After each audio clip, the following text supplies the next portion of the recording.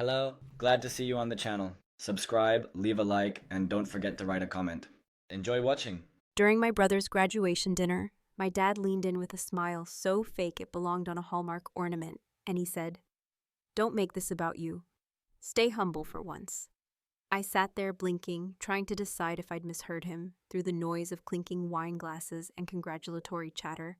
But no, he meant it, and his eyes held that same cold sharpness I'd seen 1,000 times before, like I was a child again being reminded I wasn't quite enough. Not in the way he wanted me to be. It was the kind of moment where the whole room is alive, buzzing with joy and celebration, and yet you feel like a stranger in the middle of your own family's story. The table was long, decorated with candles and napkins folded into tiny hats. The kind of over-the-top dinner that looked like it came out of a wedding catalog. There were neighbors, co-workers, extended family, people I hadn't seen since Nate was in high school, all packed into a rented banquet hall with a view of the city skyline that Rick, my father, had insisted on. As if the higher the floor, the higher the praise. It was Nate's night, and he deserved all of it. What he didn't know was that none of it had come from the man who was getting all the handshakes. I'd been sitting at the far end of the table, not quite part of the main conversation, not quite invisible, just conveniently overlooked. My seat was between Nate's childhood friend Liam and a distant cousin whose name I only remembered because we both went to the same orthodontist once. People passed me the bread basket and smiled politely, not out of malice but out of habit. I wasn't the daughter who made the family look good in photos, not according to Rick anyway. Nate stood up to give his speech, and everyone turned their chairs toward him. Forks paused midair. He was glowing, tall, sharp in his new navy suit, clean-shaven, with that easy charm he always had. His voice cracked just slightly when he started thanking people. Mom, their church community, his professors. Then he looked at Rick, who nodded solemnly like a general at a medal ceremony, and Nate said, "And of course, Dad, for everything, for believing in me, for making this possible, for being my example." Rick didn't smile. He looked proud, like he'd earned it, like he'd mortgaged something other than his dignity to get Nate through school. I didn't say anything. I didn't twitch, but I did finish my wine a little faster than I intended to. And while everyone stood to clap, Rick leaned in behind the applause, his hand grazing my shoulder like he owned the moment, and whispered, "Don't make this about you. Stay humble for once." He didn't know, he really didn't know. That line, it stayed with me like a punch to the ribs delivered with a grin. I didn't say a word back, and I think that was worse for him than if I'd flipped the table. I just looked him in the eye for a second, long enough for him to see there was something under the surface he couldn't touch, and I turned away. What I remembered then, in the hum of the room and the shine of Nate's big night, was a cold night nearly 4 years ago, when Nate called me, his voice cracked with panic, and said, "I can't afford next semester. Dad says there's no money." He was halfway through sophomore year, double majoring in engineering and economics, carrying a GPA that would make your eyes water, and he was about to drop out because Rick, who had always bragged that his son would go Ivy or go home, had maxed out his line of credit on a failed boat business. Nate didn't know that at the time. All he knew was that Dad suddenly couldn't help, and that Mom didn't even try. So I did. No lectures, no guilt trips, no big sister drama. I just wired the tuition, anonymously, through a trust I'd created 2 weeks prior, told him it was a merit-based grant, told him he earned it. I didn't need a thank you. I just needed him to stay in school. And I kept doing it, every semester. Tuition, rent, the overpriced laptop when his old one finally gave out during finals week. Even the flight he took last year to present at that student research conference in Seattle. Every penny came out of my pocket. Every penny earned from the company Rick said would fail when I left my stable job and started it with nothing but a coffee addiction and a laptop that overheated every 20 minutes. Rick had cut me off years ago, told me if I was too proud to follow a husband, I shouldn't expect his support. He called my work in tech a man's game and told me flat out I was wasting my life, that I'd be 39 and alone, working myself into an early grave just to prove a point. Well, here I was, 39 and very much alive, dressed in a tailored dress I bought myself, sitting at the dinner I paid for, in a venue Rick took full credit for booking. And still, he told me to stay humble. It's funny how people think silence equals submission, that if you don't fight back, it means they've won. Rick thought he'd won the narrative, that because I hadn't corrected Nate, or the guests, or the staff calling him sir like he was the benefactor, I must have been comfortable in the shadows. But I wasn't in the shadows, I was just patient. Rick had always liked being the center of attention. Even when Nate was a kid, getting awards, Rick would clap the loudest, pose the hardest, act like he was the one being recognized. And everyone played along. Even me, back then. I used to think it was harmless, but when it's your own father who has a spotlight addiction, it's only harmless until he starts stepping on your neck to reach the bulb. So there I sat, sipping my wine, listening to Rick tell a table of strangers how proud he was, how hard it was financially to make it all work, the subtle hero narrative he spun, about sacrifice and perseverance, and none of them knew that he hadn't spent a single dime, hadn't even called Nate once during finals week, when the stress had him in tears. But sure, Rick was the hero, the humble, sacrificial father of the year. The dinner rolled on with speeches, laughter, a slideshow of Nate's journey. I kept quiet through all of it, through the mentions of Dad being a rock, the toast to family leadership, the nods to tradition and guidance. And Rick? He soaked it up like a sponge, never once looking uncomfortable, never once even glancing my way. But someone else had. About halfway through the evening, a man I barely recognized from the alumni office stood up and adjusted the microphone. He cleared his throat, looked around, and said, "Before we begin dessert and final remarks, I think it's only right we take a moment to acknowledge someone who made tonight, and so much more, possible." I looked up. Rick furrowed his brow, already smiling, already expecting another round of applause. But it wasn't going to be for him, not this time. The strange thing about choosing to remain invisible is that you start noticing just how much weight the silence carries. And over time, the quiet moments where you bite your tongue or redirect the conversation or simply smile, instead of setting the record straight, begin to stack on top of each other like entries in a ledger that no one else is reading, except you. And eventually, it's not the words you didn't say that haunt you, it's the realization that everyone built a version of you based entirely on what you allowed them to assume. I sat there at that dinner table, hearing the alumni speaker begin his unexpected tribute, and as I stared at the flickering candlelight bouncing off the glassware, I wasn't thinking about revenge or vindication or even embarrassment. I was thinking about the first time I opened that ledger, the mental one, and began writing down every sacrifice I made that no one would ever see. Because at the time, I didn't want credit. I just wanted Nate to succeed. And if I had to be the ghost that paid his way through the walls, I was willing to be that. It started almost 4 years ago when Nate called me one rainy Sunday afternoon, sounding like he hadn't slept in 2 days, his voice a strange mix of apology and shame, telling me that the school had placed a hold on his registration because the bursar's office hadn't received payment for the upcoming semester. And although he didn't want to pressure me, he didn't know where else to turn because Dad had told him they were tight for a while and that maybe he should consider taking a semester off to work and learn some real-world lessons. Now, what Nate didn't know, and what Rick conveniently forgot to share, was that 2 months prior, Rick had dumped most of his savings into a half-baked business venture involving leasing yachts to wedding parties out of a marina he didn't even fully own. And when the city cracked down on some licensing issue, which he never admitted responsibility for, everything crumbled, including whatever shred of financial cushion the family had been leaning on. And so, when Nate called me, I told him I'd look into some options, and by the next morning, I had wired the money directly to the school through a newly formed trust fund that I named after a woman who didn't exist, just to keep it off the radar.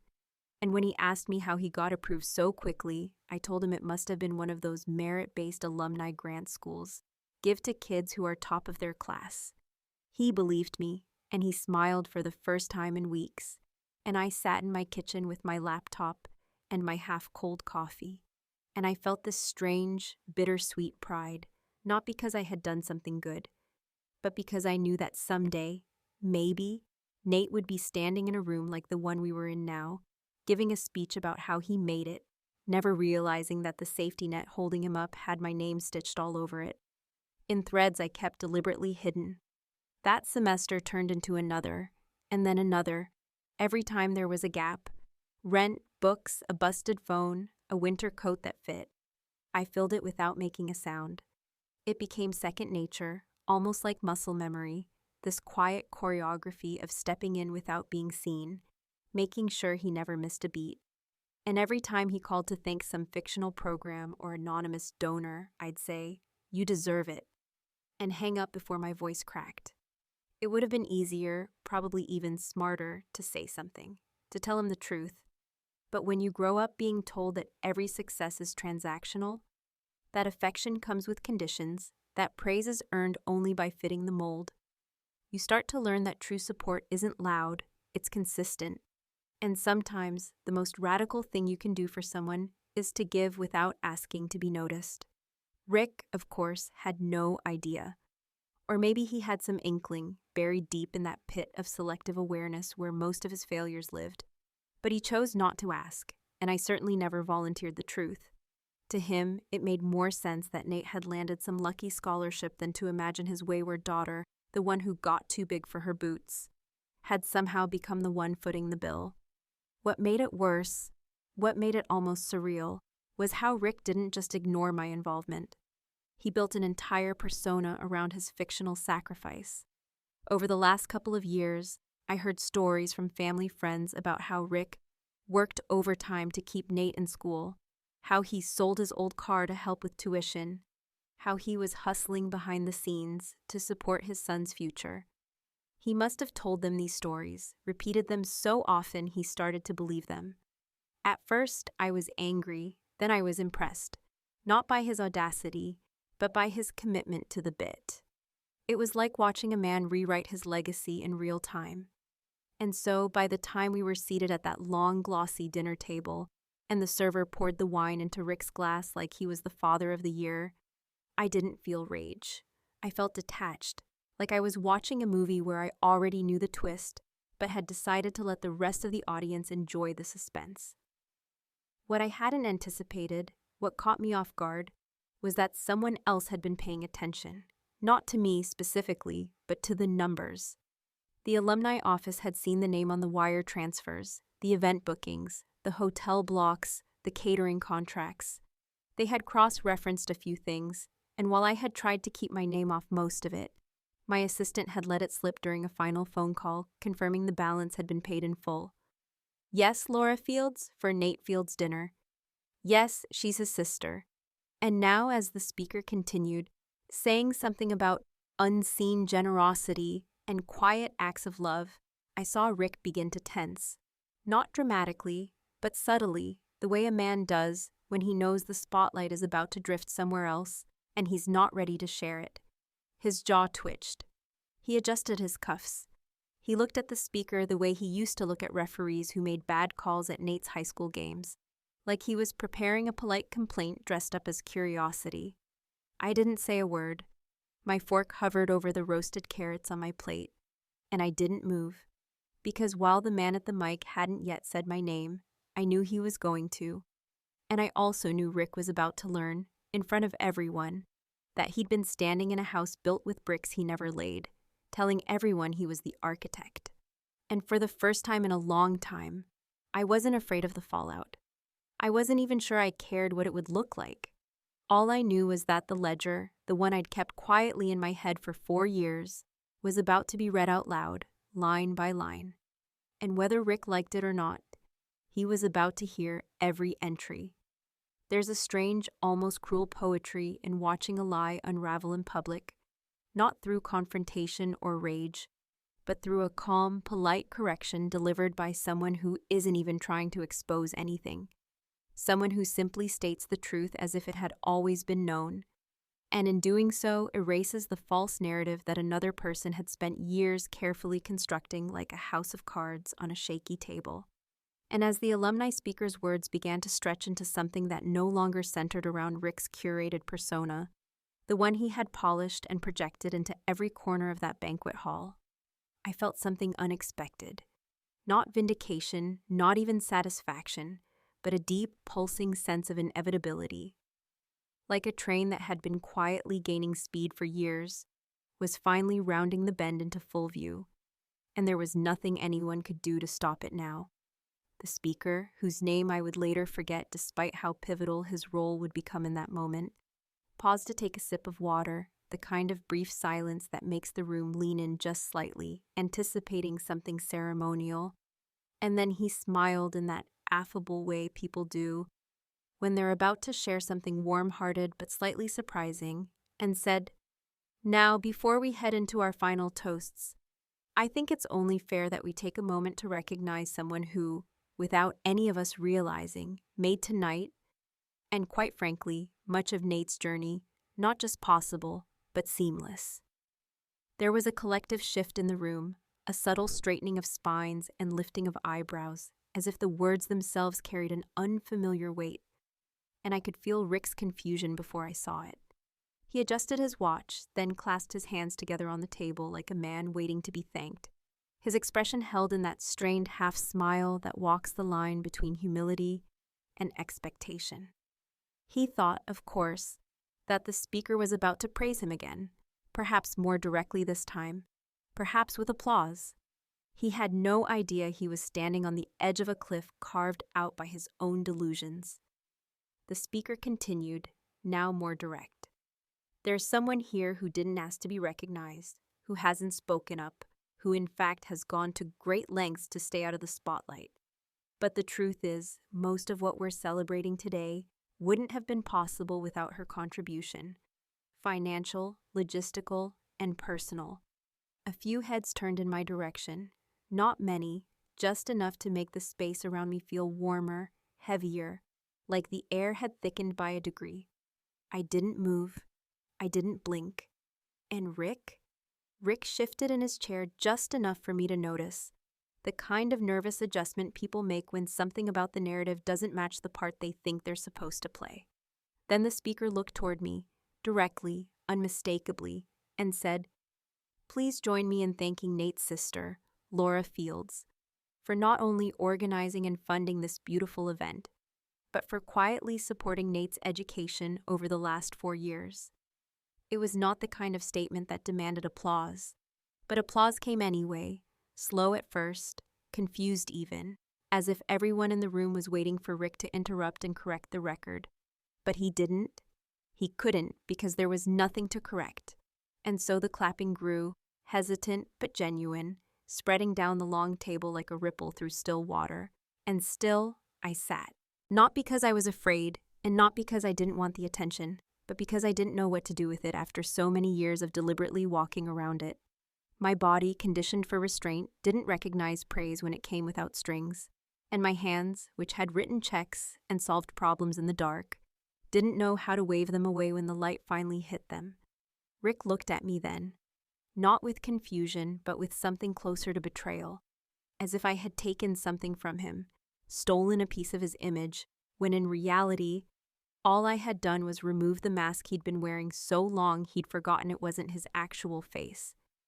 And across the table, Nate's expression shifted, not to anger, not even surprise, but to something deeper, something closer to shock wrapped in guilt, the look of a man who had just realized he'd been living in a well-lit lie, one that had always been too convenient, too easy, too perfectly arranged to question. I met his eyes. I didn't smile. I didn't nod.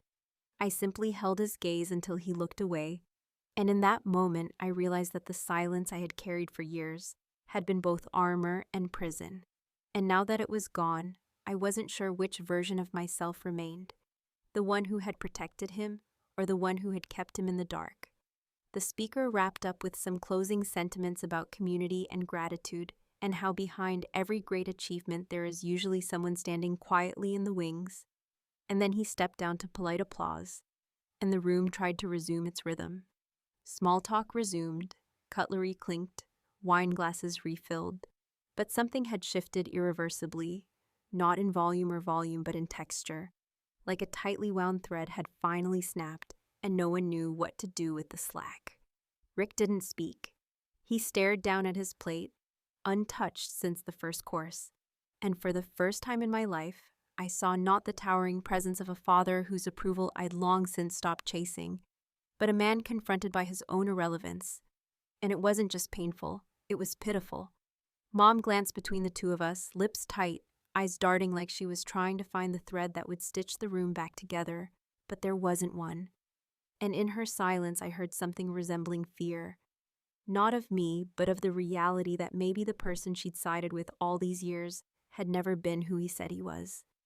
And Nate, sweet, kind, brilliant Nate, finally leaned toward me, his voice barely above a whisper, and asked, "Is it true?" I didn't answer right away. I let the question sit between us, not as a weapon, but as a weight he would have to carry for the rest of his life. Then I said very quietly, "Every semester, every late fee, every emergency."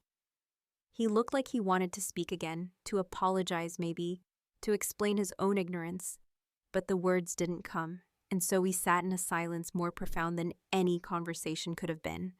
Across the room, Rick stood abruptly, muttered something about needing air, and walked out without looking back. No one followed, and I remained seated, not triumphant, not smug, but steady, as if the ground beneath me had finally stopped shifting after years of pretending it was solid. I had never wanted this moment to be public. Never imagined my role would be revealed through a microphone rather than a private conversation. But maybe that was the point. Maybe the truth, when suppressed for too long, has no choice but to erupt on its own terms, loudly, publicly, and without permission. And maybe, just maybe, that's the only way people like Rick ever have to listen. There are moments in life when a single truth, once spoken, doesn't just rearrange the atmosphere in the room, it dismantles it entirely, shattering the fragile scaffolding that's been holding everything together under the illusion of normalcy. And no matter how quickly people try to resume their small talk or refill their wine glasses, the crack in the structure remains, visible, undeniable, and worst of all, irreversible. As I sat there, surrounded by the kind of quiet tension that hums louder than any music could, I could feel the attention grazing against my skin like static. Not aggressive, but unrelenting. The way people glance without meaning to stare, processing new information they can't quite fit into the version of the story they've been fed for years. Rick had left the room with the urgency of a man who thinks he can outrun the consequences of his own mythology. But the silence he left behind stretched longer than his shadow, and in it, the narrative he had so meticulously constructed began to unravel in real time, thread by golden thread, each person at that table quietly confronting the gap between who they thought he was and who he had always truly been. It wasn't loud or dramatic, and no one stood to question anything out loud, because when a lie collapses from the inside, it doesn't go out with a bang. It just slowly ceases to hold shape, like a balloon losing air through an invisible hole. Nate, still sitting across from me, looked pale, not in a sickly way, but in the kind of stunned, internalizing way you expect from someone realizing their entire understanding of a key chapter in their life has been incomplete, if not entirely false.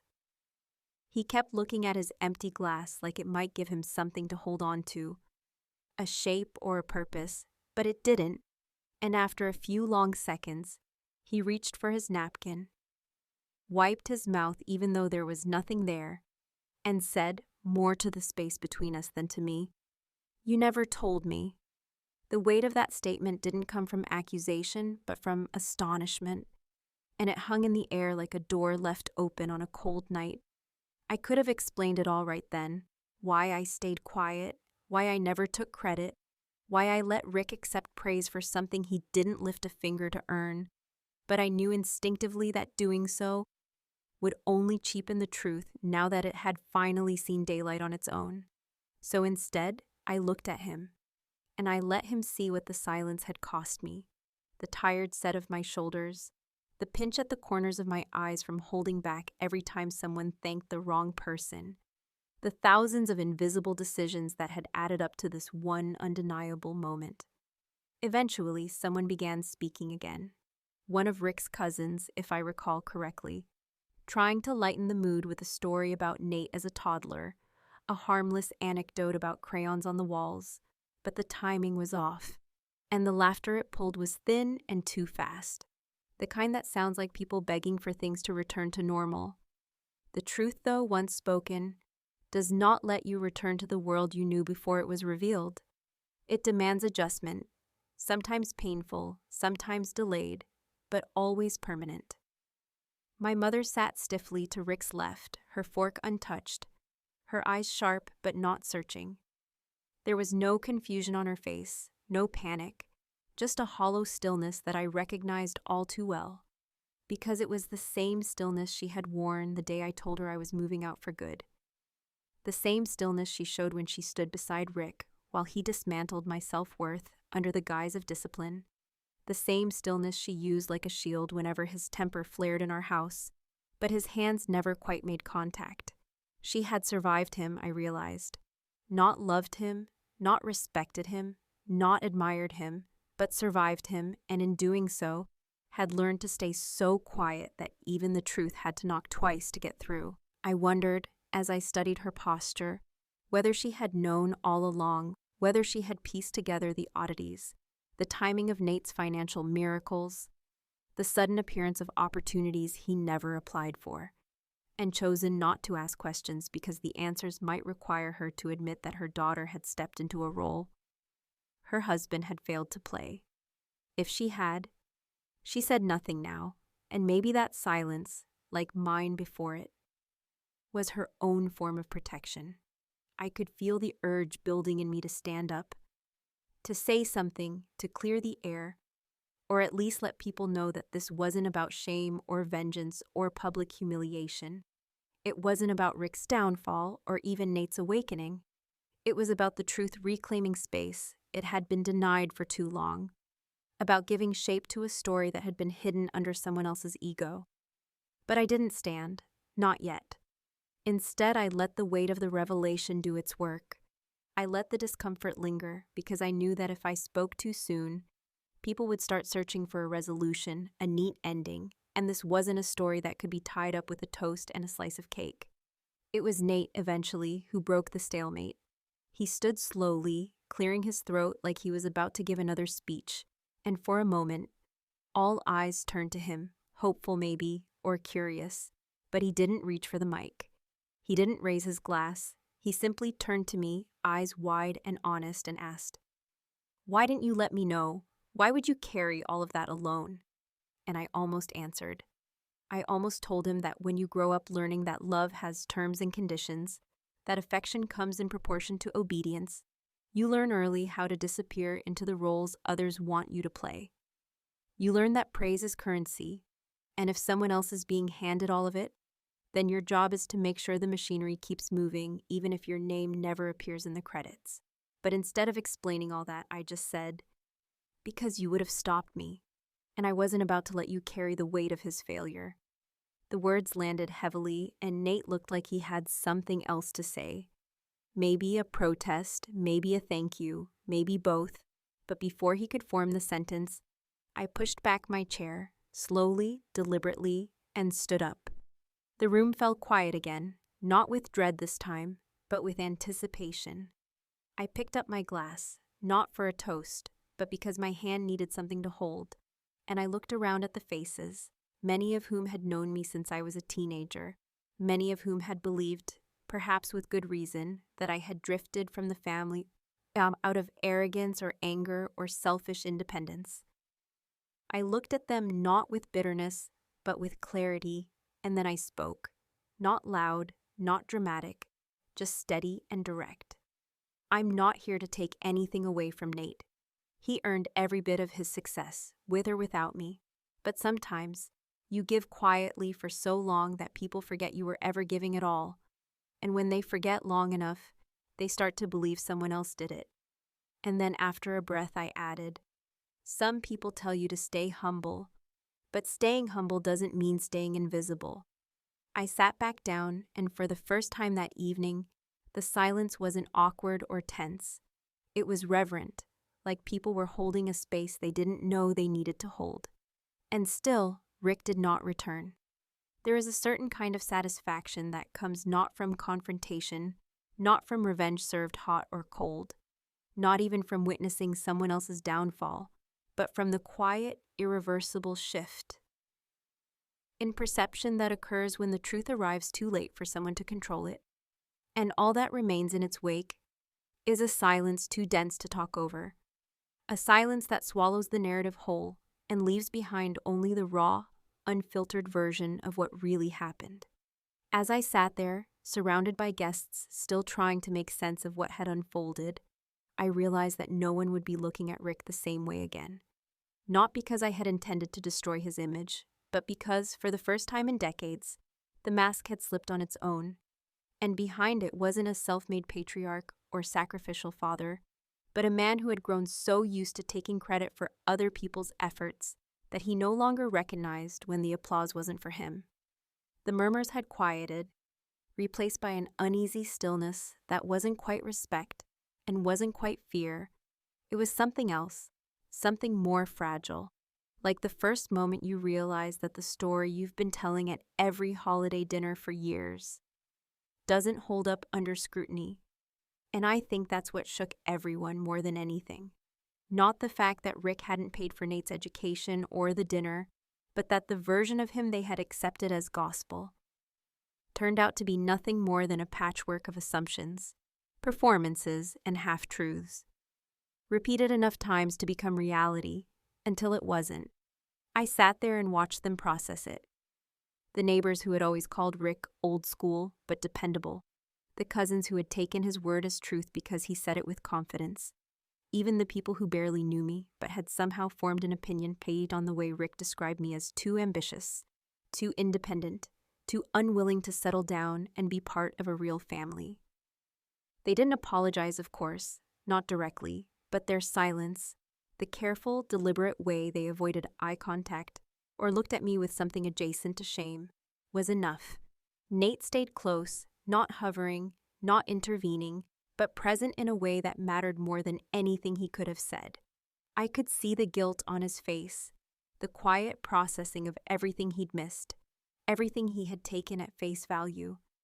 And yet I didn't hold it against him, because Nate had been raised in the same house I was, with the same voices, the same scripts, the same unspoken rules, and it had taken me years of distance, of therapy, of building something for myself from the ground up just to see it all for what it was. Expecting him to have figured it out while still living under Rick's roof would have been like blaming a fish for not noticing the water. Eventually, the dessert trays came out, slices of cake on ceramic plates with silver forks and sugared garnishes, and it struck me how strange it was, how normal everything tried to become again, like the room itself was attempting to return to its previous rhythm, unaware that the melody had changed permanently.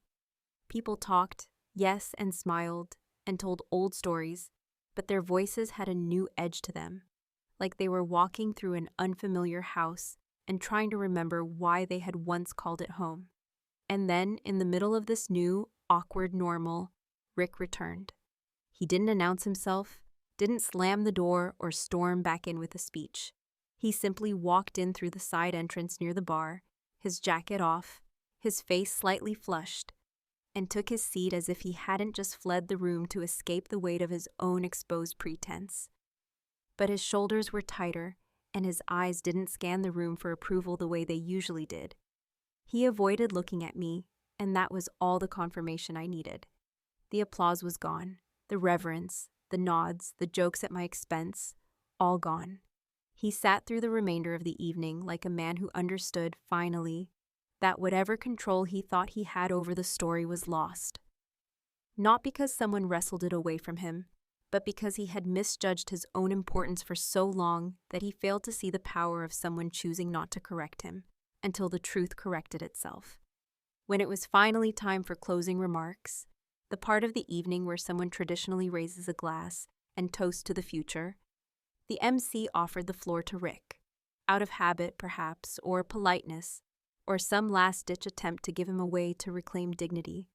But Rick declined with a tight smile and a shake of the head that said everything. His silence, once dominant and dismissive, now felt like retreat. And so, without ceremony, the mic came to me. I hadn't planned to speak. I hadn't rehearsed any remarks or drafted clever lines in the back of my mind. But when the room turned to me, waiting, hoping maybe for some bow to tie everything together, I stood slowly, holding my glass, not high, not dramatically, but with steady hands that had paid every bill, made every decision, carried every burden. I didn't come here tonight to be recognized, I began. And the room leaned in, not out of curiosity, but because it's hard not to listen when someone finally claims the space they've been denied. And I certainly didn't come to rewrite anyone's narrative. I came here for my brother because I believe in who he is and what he can become, not because of where we came from, but sometimes in spite of it. I saw Nate's eyes glisten just slightly, and I pushed forward, not with anger, but with clarity. It's easy to perform sacrifice when people aren't watching closely. It's easy to collect praise that doesn't belong to you if you say the right things with the right tone. But the truth doesn't disappear just because you refuse to acknowledge it. It waits, quietly, patiently, until one day it speaks for itself. There was no cheering, no ovation, just stillness. And then I said the final thing I had been holding in since Rick whispered that line to me hours earlier, back when he still thought he controlled the script. Some people told me to stay humble, but humility isn't silence, and it sure as hell isn't erasure. Sometimes, the most humble thing you can do is let people believe what they want, until the truth shows up with a receipt. I placed my glass down without drinking from it and sat back in my chair, feeling the air in the room shift one final time, not in tension, not in shame, but in recognition, not just of me, but of what had really happened, of what had been true all along beneath the surface of someone else's performance. Rick didn't say a word. He didn't look at me. He didn't apologize. But then again, I hadn't come for an apology. I hadn't come to teach him a lesson or to prove my worth. I had simply come to honor my brother and to reclaim my place in a story I had been written out of for too long. And as the night ended and the guests began to trickle out, some patting me on the shoulder, some offering quiet nods of apology, and some avoiding me entirely, I walked out of that banquet hall with nothing left to prove, no weight left to carry, and no need to explain myself ever again. Because I hadn't yelled, I hadn't exposed him, I hadn't burned the room down, I'd simply let the truth walk in, take the mic, and speak louder than I ever needed to.